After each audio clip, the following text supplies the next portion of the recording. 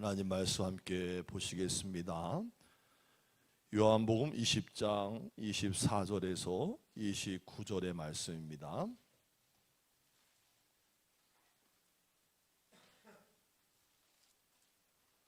요한복음 20장 24절에서 29절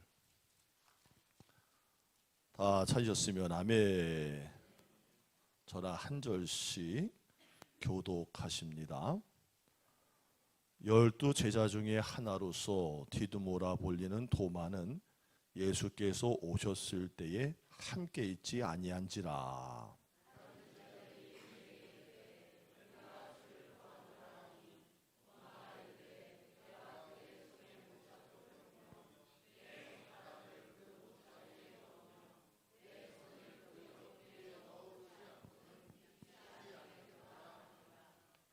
여드레를 지나서 제자들이 다시 집 안에 있을 때에 도마도 함께 있고 문들이 닫혔는데 예수께서 오사 가운데 서서 이르시되 너희에게 평강이 있을지어다 하시고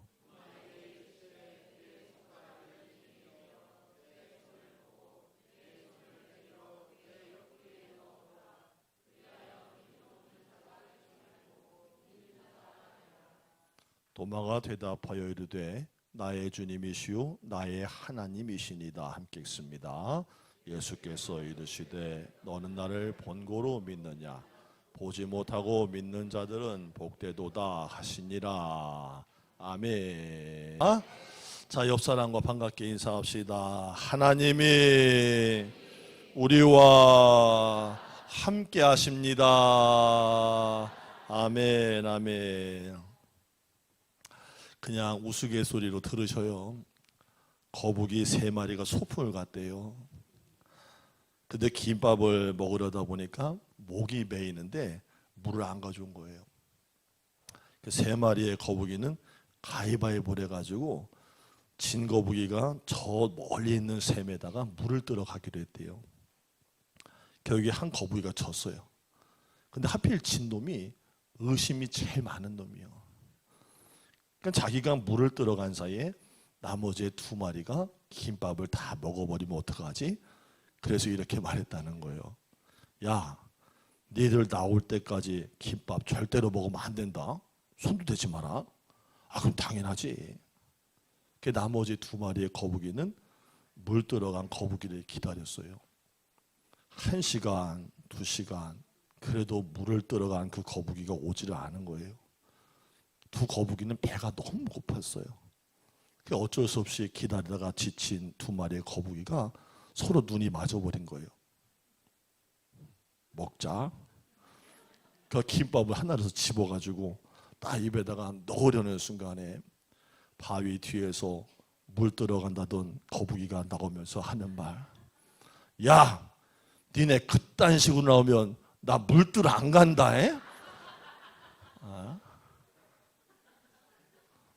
참 의심 더럽게 의심 많은 놈이야 이거.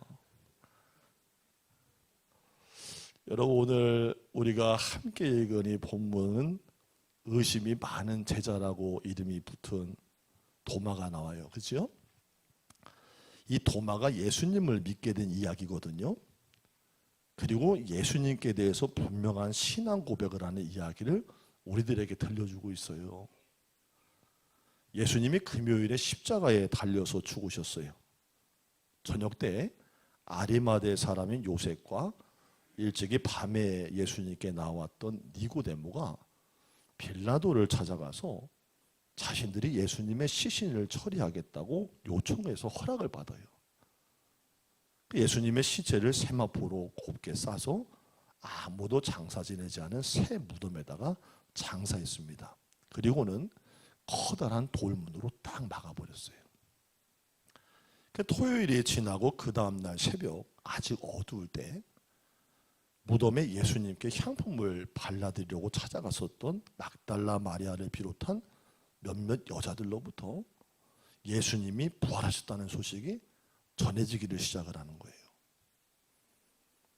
예수님이 부활하신 사건은 예수님의 12 제자 중에 베드로와 요한에게 확인이 됐고요. 저녁 때에 제자들이 함께 모였어요.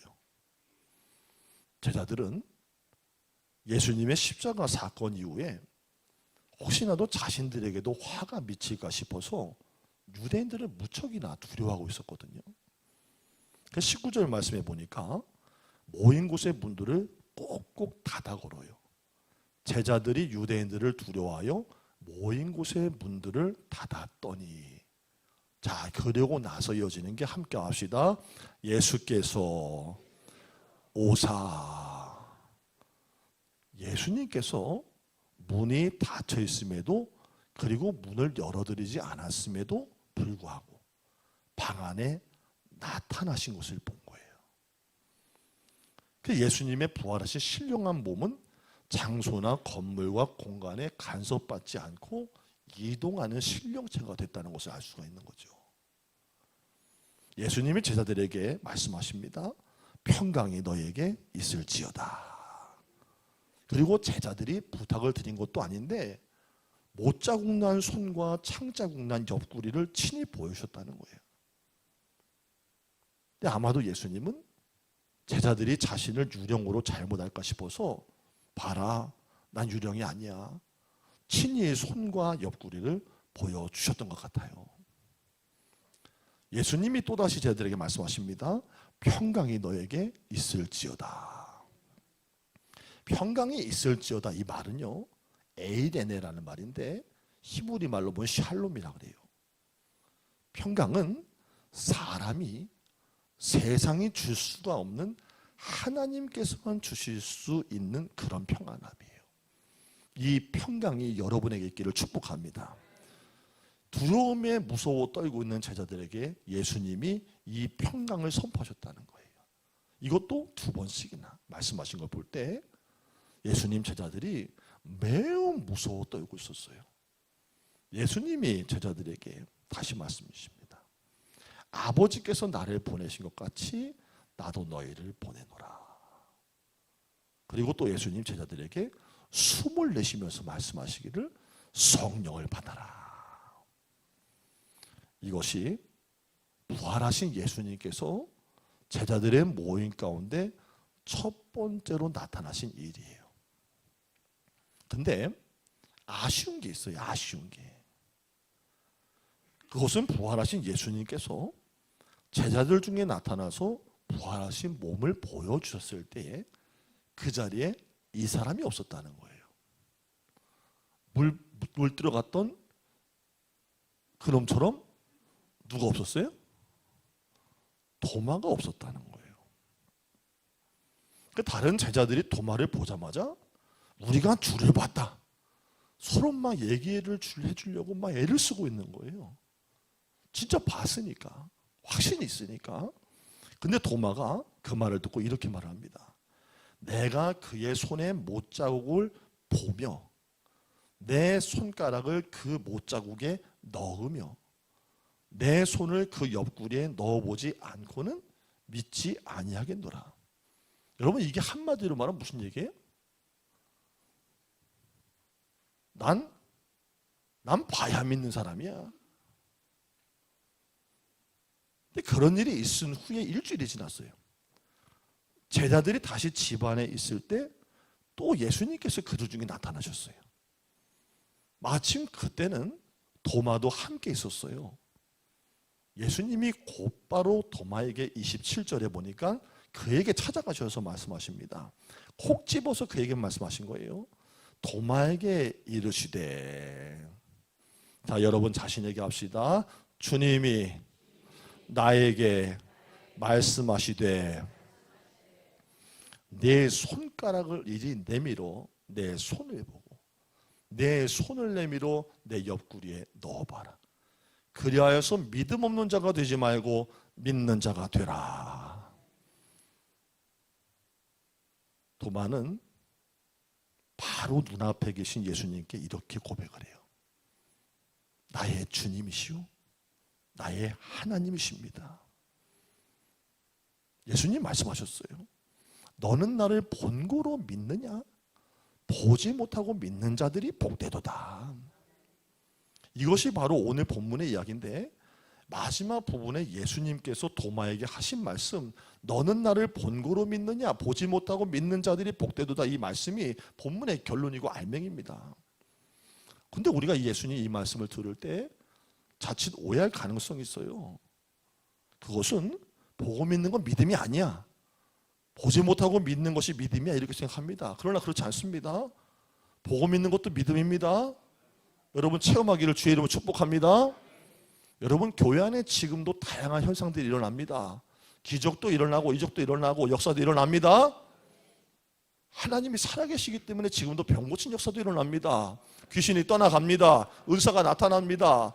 외국말을 한마디도 못하던 80 먹은 할머니가 러시아 말을 합니다. 물론 그렇게 말하진 않죠. 이 시볼로무 새끼 개새끼야, 이렇게 하진 않지만 러시아 말을 합니다. 성령이 임하시기 때문이에요. 할렐루야. 보고도 믿어야 되는 거 아니겠냐는 거예요. 보고도 믿어야 되지 않겠냐는 거예요. 믿음은 보고도 믿을 수 있어야 돼. 교회는 역사가 있는 곳이기 때문이요. 사실 근데요, 해퍼. 저번에 눈썹 얘기했더니 아주 죽으려더만. 아주 그냥 나 한 번만 눈썹 얘기하네. 눈썹. 근데도요, 이상한 게 갈수록 사람들이 타락을 해서 그런가, 영적인 세계에 대한 믿음이 없어서 그런가 보고도 안 믿어요. 집회 갔다가 막 일어나는 안진뱅이를 보고도 며칠 지나면 또 까먹고, 병 고친 사람들 이야기 듣고도 우연히 된 거예요. 그러고 말아. 또 보고도 안 믿는 것도 병이에요. 그것도. 그러나 보지 않지만 믿는 것이 복이 됩니다. 이것이 예수님 말씀하신 바예요. 여러분은 예수님 부활을 직접 봤습니까? 큰일 난다 지금. 나는 봤어요. 그러면 큰일 나는 거예요. 근데 예수님의 부활을 기록해서 전하고 있는 성경의 권위와 그 신실함 때문에 믿게 될 때에 복된 생명의 반열에 들어간 구원의 주인공이 될 줄로 믿습니다. 그리고 또 한 가지는 뭐냐면, 너는 나를 본고로 믿느냐, 보지 못하고 믿는 자들이 복되도다 하신 이 말씀은 예수님이 도마를 향한 칭찬의 말씀 분명히 아니에요. 만약 예수님께서 진짜 도마를 책망하려고 작정하셨다면 어떻게 하겠어요? 전 그렇게 했을 것 같은데요. 야 도마, 넌 뭔데 안 믿어? 네가 뭐라고? 내 못 박힌 손을 보고 그 못자국에 손가락을 넣어보고 옆구리에다가 손을 넣어봐야 믿겠다고? 정말로 대단하구나. 잘났어 정말. 너 유별스럽다. 이렇게 책망했을 거예요. 근데 예수님은 지금 그렇게 도마에게 책망의 말씀을 하고 계신 것이 아닙니다.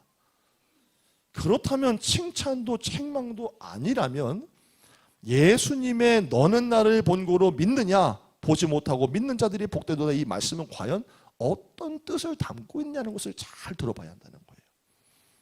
야 보지 마, 볼 것도 없어, 맹목적으로 믿으라, 그런 거예요? 아니에요. 예수님 말씀의 뜻은 이거예요. 믿음의 근거를 자기에게 두지를 말라는 거예요. 함께 합시다. 믿음의 근거를 나에게 두지 말자. 여러분 사실 도마뿐만이 아니라 우리 모두는요, 자기가 생각하고 알고 있는 지식과 자기의 이해의 수준, 자기가 살아오면서 보고 느끼고 쌓아온 경험들을 절대 기준으로 딱 세워놓고 그것에 맞지 않으면 받아들이지 않고요, 그것에 좀 부합하면 그걸 받아들이려는 경향이 상당히 짙어요. 이게 엄밀히 말하면 이것은 주님을 믿는 신앙이 아니라 자기의 확신과 경험을 믿는 거예요. 여러분 신앙생활에 가장 위험한 게 뭐예요? 자기 경험과 지식을 믿는 거예요. 나한테 믿음의 근거를 두지 말라고 성경 계속 얘기하는 거예요. 믿음의 근거를 어디에 있어야 된다? 하나님 말씀에 있어야 한다는 거예요.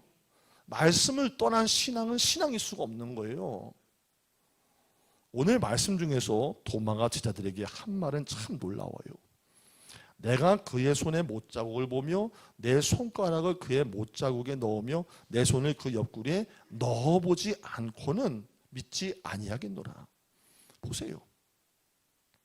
같은 제자구로 늘 함께 다니면서 믿었던 제자 10명이 도마를 삥 둘러싸고는 우리가 주를 보았다 막 입에다가 거품을 물어가면서 정말이라고 말하는 거예요. 그러면 도마는 제자들이 말하는 그 표정과 느낌만 봐도 야 이게 진짜구나, 얘네가 오늘 뭘 봐도 봤구나, 이게 진실이구나 느낌이 팍 오지 않겠습니까? 무서운 분들이요. 도마가 따로 없다니까.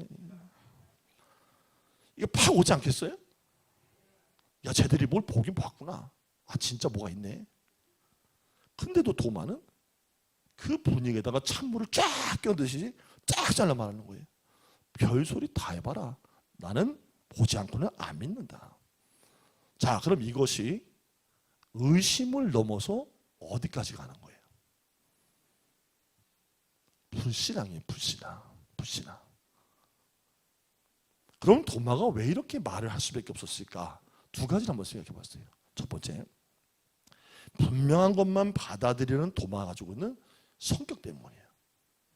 요새 그 젊은 사람들이 만나기만 하면 뭐 데이트 전에 물어본다면서 그거 M으로 시작하는 거 그거 뭐예요?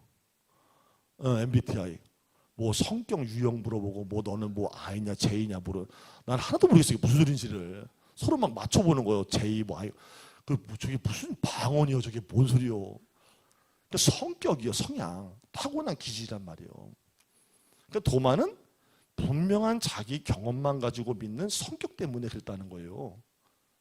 도마는 다른 사람들이 무슨 말을 해도 금방 받아들이질 않아요. 그렇다고 의심하는 것도 아니에요. 자신이 이해가 되고 확신을 해서 사실로 인정이 되면 분명하다고 확증된 것만 받아들이는 성격 때문이에요. 근데 이런 성격을 가진 사람들에게 단점이 있어요. 더디 믿는다는 거예요. 이 가운데도 계실 거예요.